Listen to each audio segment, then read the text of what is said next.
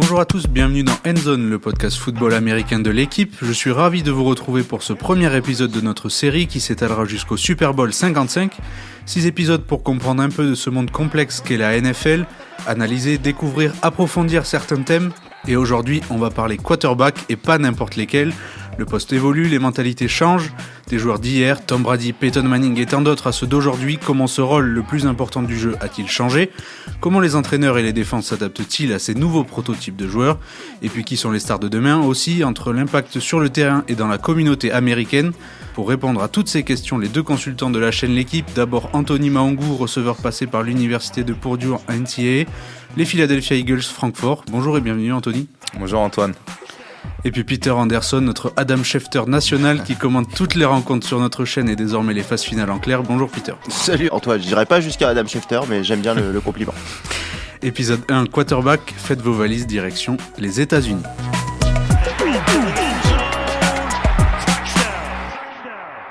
Nous sommes en train de changer les mentalités, nous changeons les points de vue, les perspectives et peu importe qui nous sommes, nous montrons que tu peux être là, jouer quarterback de la façon qui est la bonne et gagner énormément de matchs.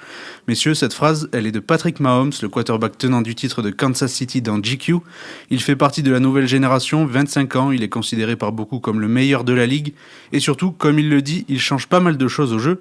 J'en cite d'autres et je vais m'arrêter à deux pour commencer, Lamar Jackson des Ravens de Baltimore et Deshaun Watson des Texans de Houston.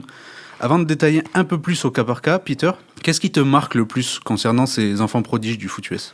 C'est vraiment la nouvelle génération de quarterback en football américain. Avant, on avait les Peyton Manning, les Tom Brady, qui est toujours là, qui sont des quarterbacks qui étaient plus classiques, c'est-à-dire qui restaient dans leur proche de protection, qui lançaient le ballon et qui ne couraient quasiment jamais, qui étaient très peu mobiles. Et aujourd'hui, avec les Mahomes, les Lamar, les Deshaun, on peut aussi rajouter Josh Allen ou les nouveaux quarterbacks qui arrivent, Justin Herbert, Tua, tout ça. Des quarterbacks qui viennent de l'université, très mobiles et qui dynamisent un petit peu aussi la NFL. Ça apporte une vague de fraîcheur et on va pas se mentir, ça donne du spectacle, donc on est très content.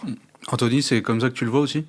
Tout à fait, tu l'as dit Peter, avant en NFL et même dans le college football, un quarterback c'était juste quelqu'un qui passait le ballon, d'accord ? Donc on a vu Peyton Manning, Tom Brady, Aaron Rodgers, c'est des gens qui de base ne sont pas très mobiles, ils comptent sur une bonne O-line pour leur donner la poche de protection et lancer la balle de manière la plus précise. En fait, avant, on différenciait vraiment les pocket passeurs des dual threat, c'est-à-dire que les quarterbacks étaient capables d'être aussi dangereux à la passe qu'à la course. Alors que maintenant, j'ai l'impression que pour être un quarterback, dite nouvelle génération, on ne va plus les catégoriser en dual threat parce que c'est une caractéristique qu'ils doivent avoir dans leur poche.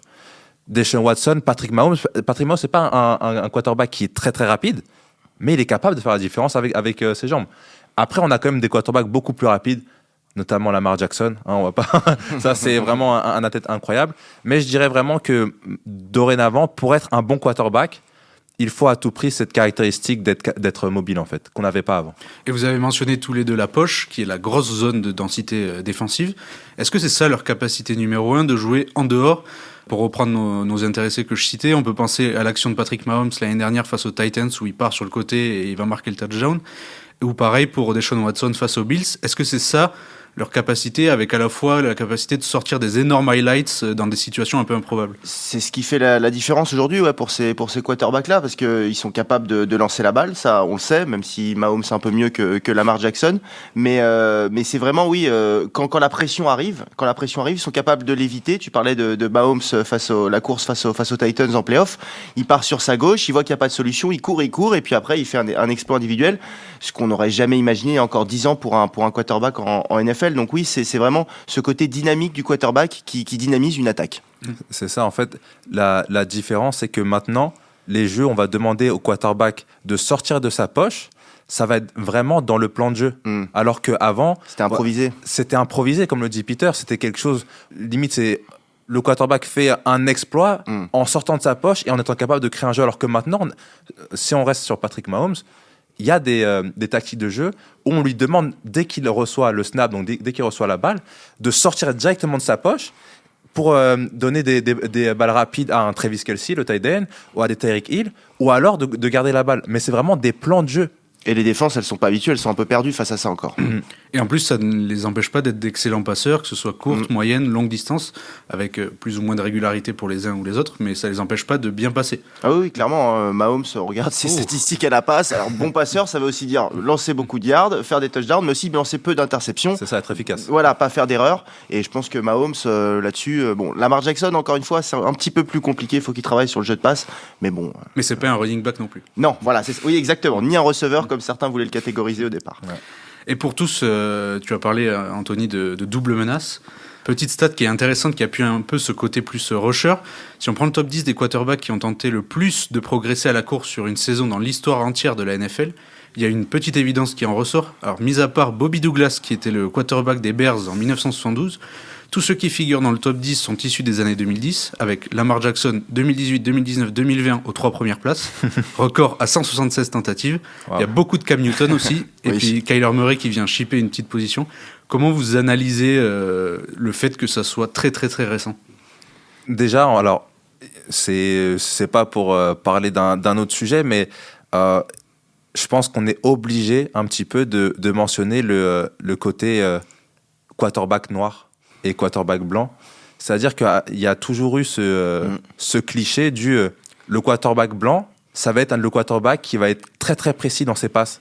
Alors que le quarterback noir, c'est celui qui va être généralement plus rapide et du coup va pouvoir se sortir de certaines situations, mais du coup moins précis que son compère blanc. Ça, c'est vraiment... Un gros cliché. Hein. C'est un gros cliché qui a été vraiment ancré dans la culture. Et qui a fait du mal à beaucoup de quarterbacks. Exactement, Peter. Et c'est pour ça qu'on dit peut-être aussi next-gen, parce que c'est des joueurs qui cassent les codes. Exactement. Et pourtant, c'est encore récent lorsque Lamar Jackson entrait dans la ligue. Et comme tu l'as mentionné, beaucoup d'experts lui conseillaient de changer de position. Alors que quand même, on est plus en 2010, tu vois. MVP la saison dernière, hein, donc ces experts-là... C'est ça qui est fou. Tu vois, donc je pense qu'on est obligé de parler un petit peu de l'histoire un petit peu et de ces clichés. Et voilà, maintenant, tout le monde sait que peu importe ta couleur de peau, tu peux, si t'as un bon quarterback, t'as un bon quarterback, quoi qu'il arrive. Ouais, voilà, c'est aussi ces quarterbacks-là, ils ont aussi fait disparaître ce cliché qui était en effet très néfaste. C'est quelque chose qui a commencé aussi avec Michael Vick dans les années 2000. D'ailleurs, Lamar dit s'est inspiré de lui. C'est quelque chose qui est venu progressivement. Et là, vraiment, depuis ces dernières années, on voit une grosse cassure. Il n'y a plus de prototype idéal et de cliché sur ce poste. Non, parce qu'on a des quarterbacks différents. De toute façon, ça a toujours été le cas. Et maintenant, on arrête de les catégoriser dans telle ou telle force, que ça soit passeur, coureur, surtout en fonction de la couleur de peau. C'est quelque chose qu'on a réussi à dépasser. C'est une très bonne chose. Donc, c'est aussi parce qu'il y a des Josh Allen, des Mahomes, des Lamar, des Deshaun, des joueurs vraiment différents, les Kyler Murray, qu'aujourd'hui, on a dépassé le cliché dont parle Anthony. Et c'est bien que tu en aies parlé parce que c'est vrai que ça a été un gros problème pendant longtemps en NFL. Aujourd'hui, c'est bon, on peut avancer, on peut passer à autre chose, quoi. Voilà. Et surtout, en fait, pour revenir sur pourquoi si actuel, on va dire, enfin si récent, la NFL essaye quand même de prendre certaines tendances du football universitaire. Et pour le coup, en fait, j'ai l'impression qu'à la fac, les coachs essaient d'être un peu plus créatifs et justement proposent des systèmes qui sont beaucoup plus variés. Et du coup, petit à petit, la NFL, on essaie de voir comment est-ce qu'on peut réintégrer ces innovations dans le football professionnel. Et justement, parfaite transition pour ce que Vince Young, ancien quarterback des Titans, disait à The Independent. Il disait « Les entraîneurs en université font un très bon travail en enseignant aux quarterbacks plus qu'à mon époque. Lecture des défenses, compréhension des couvertures. NFL reconnaît que le jeu est en train de changer et quand une équipe a un quarterback qui peut bouger comme ça, donc autrement dit comme Lamar, comme Patrick Mahomes, etc., elle veut en profiter pleinement. Est-ce qu'à l'université, il y avait une grosse propension justement de quarterbacks qui couraient ? Est-ce que c'est quelque chose que tu as pu voir, toi, là-bas ? Clairement. Lorsque je suis arrivé en JUCO, j'ai tout de suite remarqué que bien qu'on ait nos deux quarterbacks qui soient catégorisés comme pocket passeurs, c'était tout de même des quarterbacks très mobiles. J'ai beaucoup parlé avec Peter de mon quarterback titulaire en JUCO. C'était un Polynésien, donc vraiment quelqu'un qui me rappelle un petit peu un toit. Il était capable de faire certains jeux avec ses jambes, mais c'est surtout une fois arrivé à Purdue University où j'ai remarqué en fait que, encore une fois, cette caractéristique d'être mobile, elle était vraiment, c'est inclus dans le quarterback.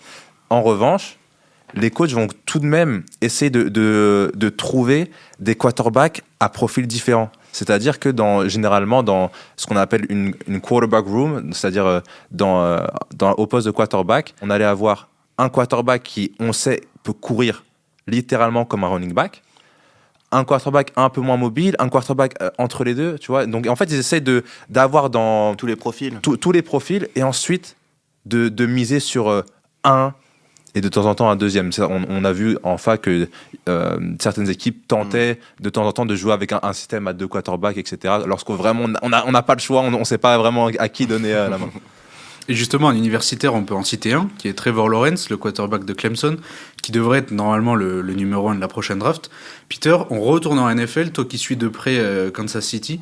En quoi Patrick Mahomes, il a complètement changé le visage de l'équipe concrètement depuis ces 2 dernières saisons? Les Chiefs étaient performants, on va dire, avant l'arrivée de Patrick Mahomes. Il y avait Alex Smith qui était là. Ils allaient en play-off, pas tous les ans, mais depuis l'arrivée d'Andy Reid, qui est leur entraîneur en chef, ça va quand même changer la franchise. Voilà, Andy Reid, c'est quelqu'un qui était resté très longtemps à Philadelphie. C'est un grand coach de la NFL.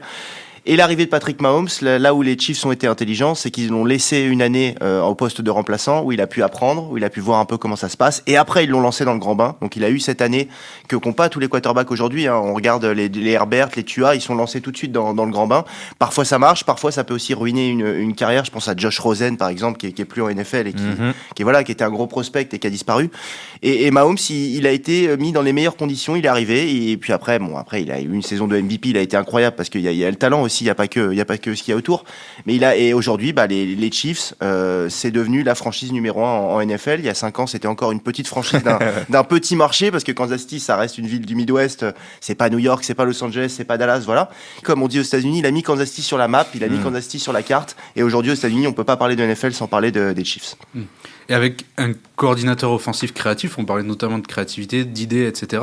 On se dirige vers toujours plus de variété dans les jeux, dans les appels, dans les playbooks sont toujours plus variés.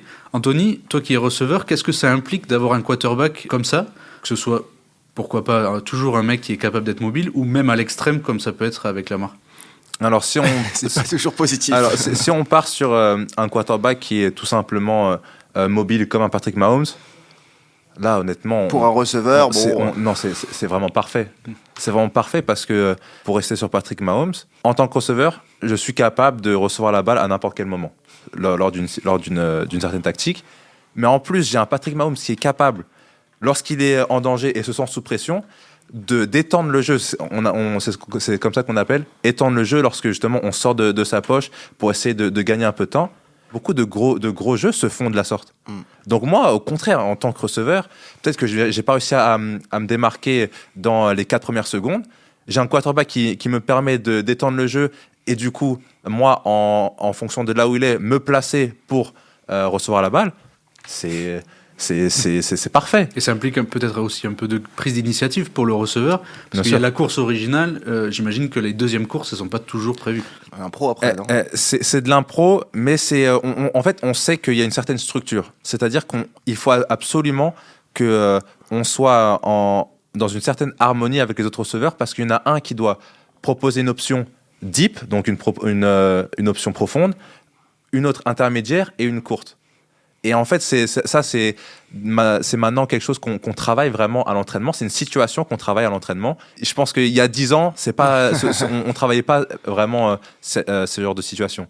Maintenant, un quarterback qui court autant que Lamar Jackson, on va pas se mentir. Voilà. J'aime gagner, mais en tant que receveur, je pense que... Donc, en gros, tu préfères les quarterbacks qui courent latéralement, mais pas vers l'avant, quoi. En gros. C'est ça. Et pour le coup, moi, j'ai joué en équipe de France junior dans ce qu'on appelle un système triple option, où le quarterback, c'est littéralement un running back. Très, très, très peu de jeux de passe. Et du coup, je suis vraiment utilisé en tant que bloqueur. Et pour un receveur, c'est pas très Ça peut être long, les matchs. Ah, c'est très, très long.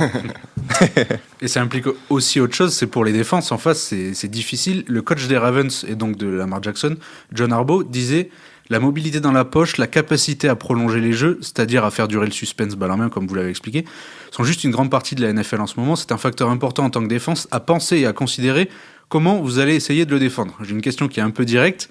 Est-ce que c'est seulement possible de les lire, ces quarterbacks ?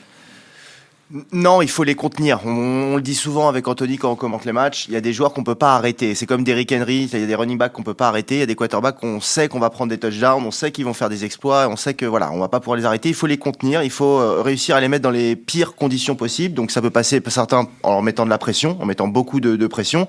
Ça marche pas toujours, par exemple, avec Patrick Mahomes. Au contraire, vaut mieux rester en arrière et en couverture de passe. Je pense que ce que ça a changé aussi pour les défenses, c'est oui, le pass rush, aller mettre la pression sur le quarterback, ça a toujours été le plus important.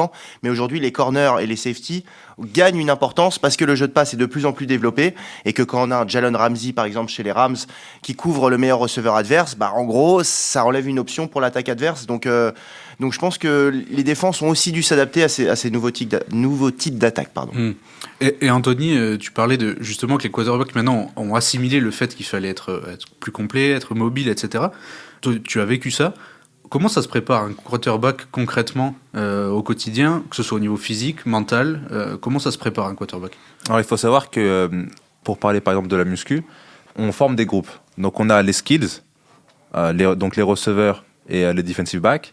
On a les big skills, les linebackers, les running backs. Et ensuite les gros. Les bigs. Les bigs, voilà, tout simplement. Et c'est pas péjoratif quand on dit les gros, c'est juste un terme, c'est comme ça qu'on appelle, vraiment aucun manque de respect. Et ensuite, on a le groupe special team, donc kicker punter, et le groupe des quarterbacks, où vraiment, par exemple, je sais que maintenant, on va plus demander au quarterback de soulever des charges lourdes, notamment lors du bench press, le développé couché. En fait, il travaille vraiment les articulations et vraiment le renforcement musculaire, les épaules, justement pour éviter les blessures. Mais en fait, trop pousser de la fonte pour un quarterback, ça peut changer en fait la manière dont tu lances la balle. Il faut être un peu élastique, quoi. C'est ça, et c'est un peu comme au basket où tu as un joueur qui est connu pour son shoot. Tu peux pas te permettre de le faire travailler comme n'importe quel athlète parce que justement ça va modifier le geste, la biomécanique de son mouvement. Tu parlais du haut du corps, le bas du corps, on a encore vu les énormes cuisses de Jalen Hurts ce week-end avec les Eagles. Cam Newton est très athlétique, Mahomes est épaissi, Josh Allen est quand même un bel athlète aussi, c'est un beau gabarit. Toi, un bel athlète aussi. Peter, la dimension athlétique chez les quarterbacks, c'est quelque chose que tu vois comme aujourd'hui en augmentation ou plutôt ça se restreint et on va plus être sur de la passe, sur encore autre chose? L'athlétisme, ouais, je pense que ça s'est développé. C'est plus que le côté physique, le côté être fort. C'est vraiment être un athlète complet, donc être rapide, avoir ce côté élastique dont vous parliez. Je pense que c'est un très bon terme. Et parce que le côté élastique permet aussi de réduire les blessures, de mieux prendre les chocs. Parce que mine de rien, quand on court, on prend des chocs au poste de quarterback. Donc ouais, je pense que c'est devenu des athlètes. Avant, c'était, je vais être un peu méchant, mais pas des poteaux, mais presque. Ils étaient posés à un endroit, ils recevaient le ballon, ils lançaient la balle. Ils lançaient très bien la balle. Attention, hein, c'était il y a des légendes. Il y a encore une fois Elway, Manning, Brady. Mais aujourd'hui, c'est vraiment devenu des athlètes. Le côté athlétique du quarterback a pris le dessus sur le côté simple passeur. Et pour conclure toute cette partie sportive, je vais citer le Washington Post, et vous me direz ce que vous en pensez, qui écrit « Regardez un dimanche quand Kyler Murray traverse les défenses, que Ben Roethlisberger fonctionne comme une tourelle de canon et Lamar Jackson bascule entre la puissance et le passage de faisceau laser. Une conclusion se forme sur le prototype actuel du quarterback de la NFL. Il n'y en a pas. Est-ce qu'avoir une telle diversité dans le style des joueurs, c'est pas ce qu'il y a de le plus réjouissant en fait pour l'avenir? Le spectacle, Anto, je pense que cette diversité de quarterback, ça amène, on sait jamais trop à quoi s'attendre. La défense non plus en face, ça amène des beaux matchs, du spectacle. Exactement. Je sais même pas quoi rajouter à ça, mais tout simplement que c'est de base ce qui fait la beauté de ce sport, c'est d'avoir des postes qui nous permettent d'avoir tous les gabarits possibles. En fait. Et je pense que justement cette illustration des quarterbacks, tu l'as dit, un Big Ben qui vraiment est un poteau qui est difficile à amener au sol parce que c'est un sacré gab en fait, c'est un sacré gabarit qui ne se déplace pas énormément. Et ensuite on a un Patrick Mahomes qui est entre les deux et un Lamar Jackson qui est beaucoup plus léger et impossible à attraper. En effet, c'est pour le spectacle, pour le show, c'est juste bénef. Il y a une autre dimension qui suit ces joueurs également, c'est celle de l'implication extrasportive. Il est peut-être plus facile de parler aujourd'hui, c'est pas Colin Kaepernick qui nous contredira, mais voir ces quarterbacks et voyons plus large, ces joueurs même de toute une génération s'engager par exemple dans le mouvement Black Lives Matter avec force, voir que Patrick Mahomes peut passer 30 minutes au téléphone avec le boss de la NFL pour parler de toutes ces questions-là, c'est une évolution qui est aussi très très positive. C'est quelque chose qui serait jamais arrivé il y a même encore 5 ans, 5 ou 10 ans. En NFL, c'est beaucoup les propriétaires parlent, les joueurs jouent. Ça a longtemps été comme ça, ce qui est un peu malheureux d'ailleurs, parce que bon, l'argent et tout ça, c'est quand même les joueurs qui sont sur le terrain, c'est pas les gens qui sont dans les loges. Mais ouais, et puis pour revenir sur Patrick Mahomes, l'exemple aussi qu'on a eu avec l'affaire George Floyd, le mouvement Black Lives Matter aux États-Unis, Patrick Mahomes et d'autres joueurs, des grands noms de la ligue, pas des seconds couteaux, bien au contraire, ont poussé. Oui, bah il y en a eu plein. Il y a eu les Michael Thomas, il y a eu Jarvis Landry, voilà, Odell Beckham, Odell Beckham Jr. Voilà par exemple. Donc vraiment des joueurs très populaires qui ont poussé auprès de la NFL et qui surtout de leur côté ont créé eux-mêmes une petite vidéo pour dire on n'en peut plus, il faut que ça arrête, les violences policières, le racisme aux États-Unis systémique, tout ça. Enfin voilà tous les problèmes qu'il y a eu et qu'il y a d'ailleurs et qui ont été mis en évidence avec l'affaire George Floyd malheureusement. Voilà, c'est voir les joueurs comme ça et voir surtout Patrick Mahomes s'impliquer à ce niveau-là. Alors qu'on sait que la NFL est une ligue très conservatrice et que ça leur a forcément pas fait plaisir ça, parce que derrière il y a des propriétaires qui sont pas forcément trop dans le mouvement Black Lives Matter, au contraire Anto. Hein. Tu l'as dit Peter. Donc voilà, c'est bien et ça prouve que ces jeunes joueurs, c'est aussi l'internet, les réseaux sociaux, ils ont une parole plus importante, ils s'impliquent, c'est bien et c'était loin d'être le cas avant. Et avant de conclure cette émission, et c'est un rendez-vous qu'on va fixer chaque semaine, on va faire un focus, le MVP de Endzone en quelque sorte. On va parler de quelqu'un, un joueur, un coach, une figure que l'on veut mettre en avant pour des raisons particulières. Et pour ouvrir le bal, on va rester avec les quarterbacks. Il s'appelle Alex Smith. Après des années de galère, l'ancienne Kansas City a fait son retour cette saison avec la Washington Football Team et s'est qualifié pour les playoffs, qu'il jouera d'ailleurs ce week-end. On va rappeler un peu la galère, fracture de la jambe en 2018 avec Washington, infection, 17 opérations, passé proche de l'amputation, grosse rééducation et aujourd'hui sur les terrains. Peter, sa femme lui a d'ailleurs confectionné un petit trophée avec la telle qui lui servait à garder sa jambe en vie. Ouais, allez voir ça sur internet, c'est sympa, ça ressemble à un Oscar médical, on peut dire. Mais ouais, c'était vraiment parce qu'on rigole là, mais la situation était grave hein, pour Alex Smith. T'as parlé d'amputation, il revient de très très loin. Il a failli perdre la vie. Ouais voilà, enfin et puis les images de la blessure, enfin c'est terrible. Enfin voilà, il a vécu en gros une année là, enfin ça a dû être vraiment très très dur pour lui, mentalement, physiquement à tous les niveaux. Il est revenu, son équipe un peu improbable un peu, mais ils sont en playoff, la Washington Football Team. Il va sans doute recevoir le Comeback Player of the Year, donc Je pense que il l'a clairement, ouais, il a verrouillé, je pense. Et en plus, il va être en playoff avec Washington. C'est la belle histoire. Les Américains aiment bien la belle histoire, et on est content. Moi, en plus, étant un peu proche des Chiefs, je suis content pour lui. On a cru qu'il jouait plus, il a rejoué cette saison, c'est vraiment... C'est ça, je pense que honnêtement, c'est la belle histoire dont en tout cas le monde du football avait besoin après cette année 2020 que tout le monde a vécu. Tu l'as dit, Peter, c'est 17 opérations. 17. Et puis là, en fait, le truc, c'est qu'on pense uniquement à l'aspect athlète, mais c'est un père de famille. Donc, moi personnellement, je suis pas encore père. Vous voyez? Mais je me retrouve sur un lit d'hôpital. On me dit que je vais avoir beaucoup d'opérations. Moi, je pense à mon rôle en tant que père sur mes enfants, mon rôle en tant que mari avec ma femme. Tu vois, juste pour se mettre en dehors de l'aspect athlétique, c'est fou. Et en fait, justement, voir que malgré tout ça, il a un très bon support. Hein, et Dieu merci, il a un très bon support. Et justement, voir en fait tout ce travail, vraiment quelqu'un qui a montré beaucoup d'abnégation et tout simplement de courage pour être capable enfin de finir en beauté cette saison régulière, en tout cas. Parce que quand il est arrivé pour prendre la place de Haskins en cours de sang avec la Washington Football Team, ils étaient bien loin d'arriver en play-off. Hein. et là, pour revenir vraiment sur l'aspect athlétique, il a quand même performé d'une très bonne manière. Et oui, il est pas revenu faire de la figuration. C'est ça. Et attention, parce que les belles histoires, là, ils jouent Tampa Bay ce week-end. On sait comment ça peut se terminer, les belles histoires. Hein. On ne sera pas étonné de voir Washington créer la surprise. C'est clair. Eh bien, c'est sur ça qu'on va se quitter. Peter, Anthony, on vous retrouve dimanche à 19h sur la chaîne L'équipe aux commentaires de Titans Ravens pour le premier tour des playoffs, la revanche de l'an passé, le monstre d'Eric Henry face à Lamar Jackson. Un petit pronostic tous les deux? Bon, je pense qu'on est tous les deux d'accord avec Peter. Je pense qu'il y a un petit côté favorable pour les Titans de Tennessee, Maintenant, à voir si la performance des Ravens la semaine dernière leur permet tout simplement de gagner en confiance pour ce gros match. Voilà, on se souvient tous des matchs qu'il y avait eu, notamment en play-off quand ils s'étaient rencontrés. Donc on va voir ce qu'ils vont proposer dimanche. Ouais, moi je suis plutôt aussi du côté de Tennessee qui sera à la maison. Ça va être un match où on va beaucoup courir. Oui, il y a Lamar Jackson, il y a des bons running backs Ravens, mais en face il y a Derrick Henry. Et il y a aussi un meilleur jeu de passe du côté de Tennessee. Exactement. Avec AJ Brown, avec Corey Davis, avec Ryan Tannehill qui est aussi un quarterback mobile. D'ailleurs, même semi-mobile, c'est un peu l'entre-deux à Ryan Tannehill. Donc voilà, Tennessee plutôt pour moi et Anto aussi, je pense. Ouais. Et bien donc rendez-vous dimanche sur l'équipe. Et quant à nous, retrouvez Endzone sur le site de l'équipe et sur toutes les plateformes de diffusion. N'hésitez pas à commenter, à partager, à débattre sur ces quarterbacks. Peter, Anthony, merci beaucoup. On se dit à la semaine prochaine. Merci Antoine. À la semaine prochaine Antoine.